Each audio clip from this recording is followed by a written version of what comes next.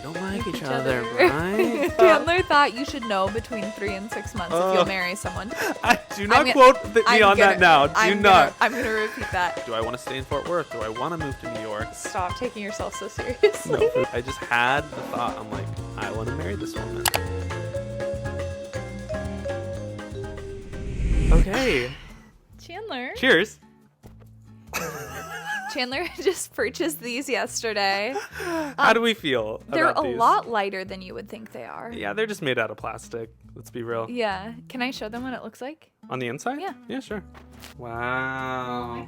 Because we got some feedback on our fair drop video that people did not like the mini mic holding. Mm-hmm. Totally valid. So how about Big Mike holding? Big mic holding a little better? Do you like that more? I feel like it looks like we're stand-up comedians, but we absolutely don't have the skill set for that. It does feel kind of funny to hold in our hands, but... Can you think about how bad we would be at stand-up comedy? Oh, I would be terrible. Just absolutely terrible. I would freeze, too. I don't know if I could recover if nobody laughed. You know what I mean? Yeah, no. Oh my gosh. You would have the sweatiest pits. Mm-hmm. So nervous. Let's get into the video, though, Lucy. Welcome back. This is not our normal format of video, but we wanted to do something a little different today. We have a lot of new people who've joined us because of the fair drop competition, which we're so thankful for. It's been a really fun last 2 months of YouTube for us, but we realized throughout the past 2 months that we haven't done a video really like sharing our story or letting y'all get to know us for the past like pretty much 2.5 years. So it's been since like 2021. So we thought long overdue for people who've recently joined, as well as pretty much everyone else on our channel. If you do know our story, though, we hope to share a few new spicy details. And yeah, I'm excited to get into this. We're going to talk through our story from the beginning, when we met, and really answer the question of how we got out of the friend zone and who was in it. Who? Which yeah, was it me or you? Let's see. Well, yeah, no spoilers. Oh my gosh. What? I matched the couch, kind of. Yeah, just a little bit. And our cabinets. Am I just a floating head? Yeah, just a bunch of orange. Really, it's just like a big green screen. So we met in the year 2014, in the fall of 2014. Oh my gosh, that's crazy. We met 10 years ago, almost. Whoa. But where were we before 2014? Where did you grow up? I lived in Oklahoma. I'm originally from Seattle, Washington, and our paths crossed in Fort Worth, Texas, Texas Christian University. This is the part of the story that we mention most often, but I met Lucy because Lucy was my tour guide at TCU, Go Frogs. Which meant that I was a year older than him. I was a freshman in college, and he was a prospective senior in high school. It is crazy to me to think that we met when I was in high school still. You were 17, I was 18. And it was love at first sight. And, Not really. and it was platonic at first sight. It really was quite platonic at first sight. That's a good way to put it. But I will say Lucy was a huge reason why I ended up going to TCU. So we both studied musical theater in college, and so Chandler was visiting as a prospective student. He had already gotten into the musical theater program, and he was visiting to see if this was going to be his pick. So I was his tour guide within the theater program, for context. Okay, so essentially, when you're a prospective student, you sit in on class, and then afterwards, she didn't have to do this, but afterwards she was like, hey, me and my classmates are like grabbing some lunch. Do you want to come so you can ask us some questions about the program? I was like, oh my gosh, yes. So there's Chick-fil-A on campus. We ended up going to Chick-fil-A, and she paid for my meal, which I was like, why are you paying for my meal? It was kind of like you were whining and dining me. Pretty much. And yeah, so after I visited that one time, I only visited, 3 or 4 other times? He visited so many times. I should have known that Chandler was an indecisive king when he did visit and drive, 5 hours, 4 different times, see 4 different shows to decide if that's where he wanted to commit to college. And I always think about the fact that my mom never saw the school she went to for college. She just showed up when its school started. Yeah, but that was also across the country. It's true, and that's how it used to be too when flights were so much more expensive. Fort Worth was just an easy drive away. I felt know. like. It's true. Yeah. I'm just giving you a hard time. Okay, Lucy. Yes. Next question. That's the next question. How did we become friends after that point? I always thought Chandler was so cool. Me? No, I genuinely did. I feel like I tell you this part, but maybe not enough. But he was just so himself and unique. And I just wanted to be your friend. I never thought of myself as cool. But yeah, thanks for I thought you that. were really cool. I just thought your style was really different from the classic TCU sorority fraternity vibes, you know? I wasn't a frat bro, is what you're saying. Exactly. Yeah. And you were just like so creative in yourself and really convicted in what you believed. And I loved all those things about you. But we really, really got close, like right around the end of your freshman year, end of my sophomore year, going into the summer. And then once the summer started, we would be FaceTiming hours a day, like with friends, or we'd just be talking about books or music or tons of different things, but like fully platonically, genuinely on both sides of things.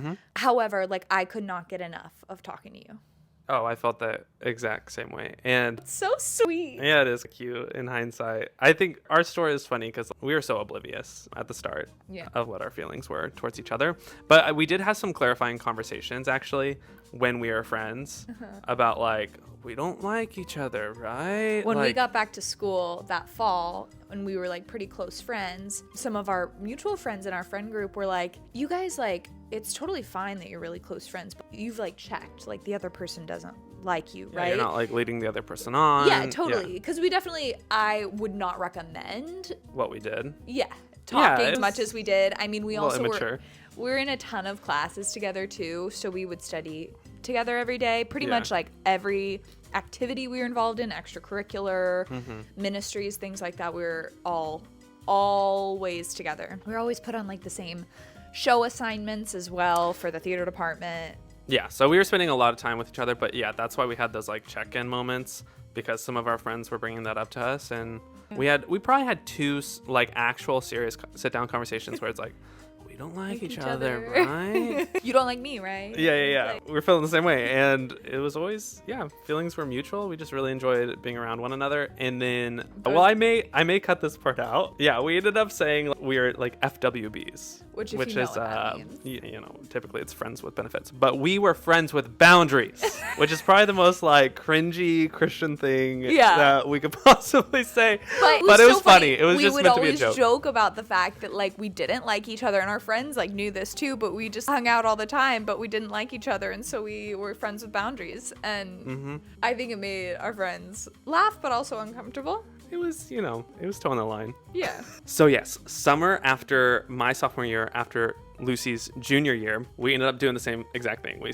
started like FaceTiming all the time, these really long FaceTimes. And then Lucy for herself really, I think, started like questioning whether or not these feelings were actually something much bigger. And it was kind of like one of those slow build things. Because we had been such close friends for such a long time, it was kind of hard to see each other in that light as someone that we would maybe want to date or be married to. I think like when you picture automatically having an attraction to someone, you picture like meeting a new person, feeling drawn to them, feeling so attracted to them, and then you'd go from there, versus we were 2.5 years into a friendship, and then like how was that going to flip immediately? Totally. So yeah, it really was like a slow build and a slow shift. Yeah, and then the catalyst though was she had this conversation with me over FaceTime, essentially trying to get out of me whether or not I liked her without explaining her feelings, but I totally knew what she was saying. I ended that conversation. It was like an hour-long conversation where I was like, where are you going with this? But essentially I was like, okay, I get the gist. Let me think about it. Let me pray about it. And let me like get back to you in a week. And you were like, to be transparent, I've thought about how much I enjoy talking to you, and I've thought about that, but like... And I've thought about the potential of us dating. But you were like, but I hadn't actually sat down and be like, would I do something about this? Totally. You hadn't gone to that point. You were like, I haven't talked to anyone about this either. So I feel like I need to talk to a couple people. So you talked to a couple people. I did.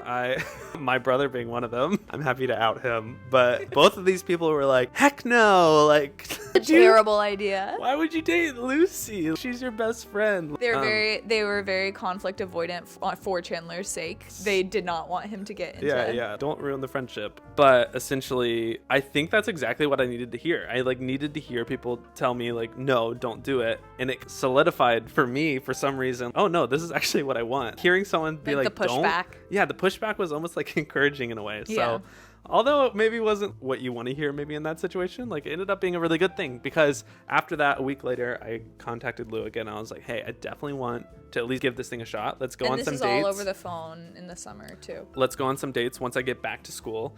And But yeah, we were still like a month out. I was like, it doesn't make sense to do like an online date. Like, let's still stay in contact. An online date. Like a FaceTime date. Like An eHarmony date. we were pretty much doing those. But then I got back to school. Long story short. He dropped the ball.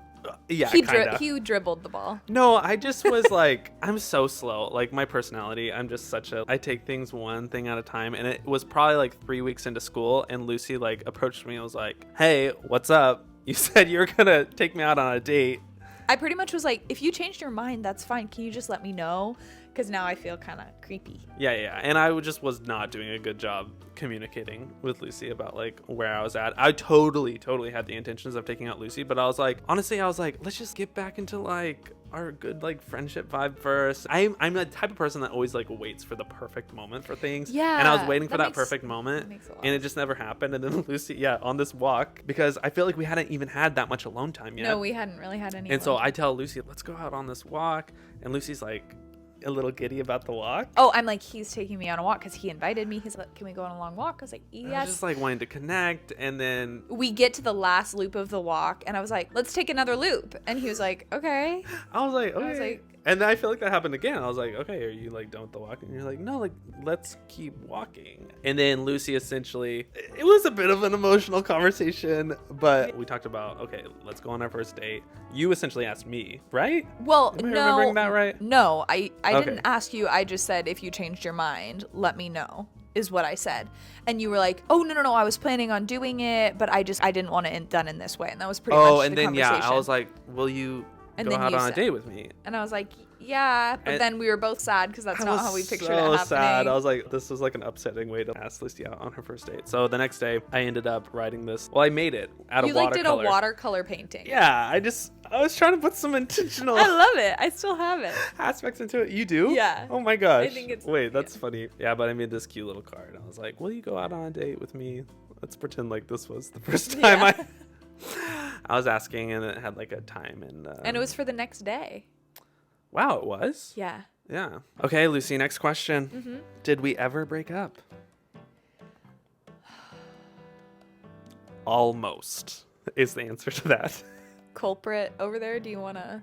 Well, yeah, this is totally my fault, so it's my story to share. Okay, Lucy was about to graduate school, so obviously things are being turned up for like decisions needing to be made of, are we gonna keep dating? Do we see a future together? Because if not, like Lucy's moving to New York. Do we want to be doing long distance for a year, pretty much a year and a half? And we'd only been dating 9 months at this point. Yes. So, oh my gosh, that kind of makes me feel a little better in hindsight. You were the one who said you should know between 3 and 6 months if you should marry someone. I do not quote me on that now. I'm going to repeat that. Stop. Chandler thought you should know between 3 and 6 months if you'll marry someone. Doesn't mean you like do it, but. I was really immature. It's okay. No, it's okay. I was eager. I would say eager, and I would say like blissfully hopeful. Yeah, that's fair. So yes, 9 months in, we start having like clarifying conversations, and he was like, if I don't know if I want to marry her at this point, that's not a good sign. And essentially we did this thing where we're like, let's just take some time, next 40 days, let's pray, think about it, and then we'll come together at the end of 40 days, see where we're at. We did exactly that. And then at the end of those 40 days, I felt strongly like we needed space. And I felt strongly like we needed space, but we're about to do a year and a half of long distance, and I was like, that's gonna be awesome space. So we were both interpreting what space meant a little differently, and I essentially was like trying to break up with Lucy, but not really necessarily wanting to break up with her, but just like that's kind of where I was at. Because I will say too, at the beginning of our relationship, like it wasn't the healthiest dating dynamic. Explain. Yeah, because we're such good friends and we had like such good like friend bonds. Once we started dating, things got really, really deep. We were talking about like the deepest parts of our hearts, rather than it just being this like fun lightness to the relationship. Like we skipped the beginning phases of dating that most people have, where it's just like going to do fun adventures, going to dinner dates. It was also a fairly stressful season 2 for Lucy.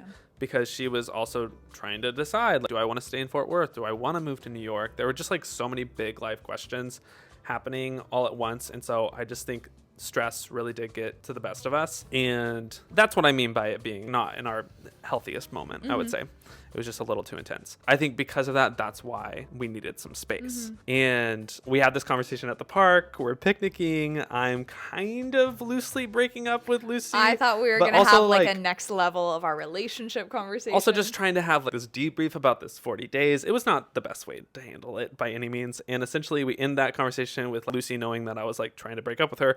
Lucy trying to be like, I'm so excited for our future. And then I was like, let's not break up yet. Let me like keep thinking about it. I guess if you're feeling good about this too. And so I go back, and honestly, one of the most encouraging things that happened during that time that actually solidified for me, okay, let's definitely keep dating, is I just had a really simple conversation with my parents, and they were like, I think you're really overthinking this. Do you enjoy being around Lucy? I was like, well, yes. Do you have fun with her? Well, yeah. They're like, then why would you stop dating her? I was like, good point. I guess, I don't know. I think I thought at that time, like, oh, if I'm saying yes now, I'm saying yes for eternity. And I just didn't know whether I wanted to get married, and long distance seemed really intimidating. Yeah. So I think signing up for a year and a half of long distance when we'd only been dating 9 months, it's daunting. And it kind of feels like that's so far in the future and such a big commitment. And especially if you didn't know. And like, mind you, we were like 20 and 21 years old. Like, we were so young. And at that point, you just like, you take yourself so seriously sometimes and put a lot of pressure on things. And knowing what we know now, our relationship there weren't problems in our relationship. We were just so intensely deep in our thinking because we were like trying to figure out our future so aggressively. It could have been a lot simpler, I think. So that's when we almost broke up. But Lucy, when did you learn that I was the one? I think that's also a you question. It's a both of us question. You're when right. did we learn each other were the one? So I think How do you say that? I think mine's vaguer than yours. I think yours is a little clearer. I had a moment. A moment.